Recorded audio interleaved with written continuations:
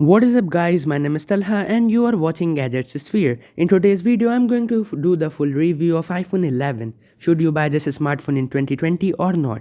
First of all, this smartphone is a value for money smartphone in India. We all know that iPhones are very costly in India and lots of people are actually not gonna buy it. But if you're looking for a phone under 50k or like 52k, this might be the best one you can get. It's even better than the S20 because of few reasons. First of all, iOS is like better than Android because I'm just giving you a simple reason. That is, it gives you a lot of updates, like 5 years of update without any problem. So if you will buy it today, you will still get 4 years of support, so you don't have to worry about that. Now let's talk about the display. This, my friends, is an IPS LCD display which Apple calls the liquid retina, and it is very nice. You know, their viewing angles are great. The display's touch responsiveness is also good. Brightness gets very bright for outdoor users, and it also gets very dim, so using it at night is also a breeze. Now the display is good. What about the performance? It runs on A13 Bionic. You know what, this is a very powerful chip. It's powerful enough that it will carry day-to-day use with ease.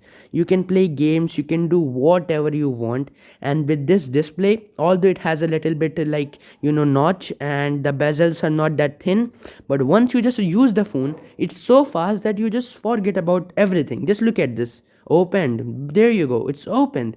It's like everything just opens like in an instant. So I wasn't connected to the internet, that's why the app store didn't open, but look at the speed. This is very fast. So if you want to game on this smartphone, you want to play PUBG, you want to play Call of Duty, and you want a gaming smartphone, a gaming iPhone especially, then this one is an awesome deal for you. You can play games without any problem. It won't heat up even a lot because it's a very good processor. It's very efficient. Let's talk about the cameras. What about it? So on the back we have two cameras, the 12 megapixel ultra wide and the 12 megapixel normal camera, and the ultra wide itself is an awesome thing. I mean, this is the most well-rounded camera system in an iPhone, because usually they provide this telescope camera, which lots of people don't like it because, you know what, it's not that usable. You can achieve that level of quality with the software, but this ultra wide angle camera is fantastic. Just look at the images I can take from both of these. So let's just take a normal image also. There you go. And now let's just compare these two images. Just look at this, man.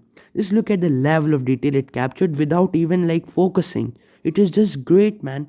And look at this one also. It looks great. The thing I love most is the consistency, the colors, the white balance, and even the image looks very similar between these two ultra wide angle camera and the normal camera. And that is what Apple is famous for. Its consistency. It's awesome. Now let's talk about the software. So my friend, it runs on a very good software. This is iOS. It is very smooth, very responsive. You won't face any issues. So let's move on towards the camera, the front camera.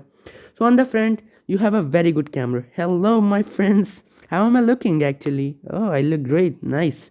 So yeah, on the front, as you guys have seen, it's a very good camera. Let me just take a pic. All right. There you go. All right, there you go, man. There you go. So you know what, this camera is great looking. The front camera itself can take some great SDR shots, and let me just show you the image I have taken, which is itself is great. The thing I love most about Apple is the post processing they apply. So every time you take an image, it's very nice looking. Just look at this image. You know what, my face even though looks a little soft, but it looks pleasing to the eye. Like this image looks great, and that's what matters. You don't need the sharpest image if it doesn't look good, and that's the thing. Now there is one more thing I want to tell you before this video ends, that is the build quality, and you won't be disappointed here also. It is an all glass design with aluminum sides, and Apple said this is the world's toughest glass ever they have put in a smartphone. And the camera bump is also protected very well, so it won't get any scratches easily, so that's also a good thing. The sides are of pure aluminum and they are very strong. It's not going to bend anytime soon, and I don't face any issues regarding this. And we also have this alert slider also, which works absolutely fine. Silent mode and all that normal mode. I have been using it since 6 months and I face no issues. It's very good, and you know, Apple always makes high quality products, so that's also a thing to consider. Now my friends, the final verdict. Should you buy this smartphone or not? First of all, if you are thinking of buying a smartphone like an iPhone under 60k, this is the best one you can buy. And if you don't want to spend more than 70k for an iPhone 12, don't buy the 12 mini because this is better value for money than the 12 mini. So that's what my opinions are. I think this is a value for money iPhone you should definitely check out. So that's pretty much it for today's video. Make sure you like it, and I want to get like 50 likes in this video. So thanks a lot for watching, and if you are new, please subscribe. Although my subscribers are less, I make some really good quality content.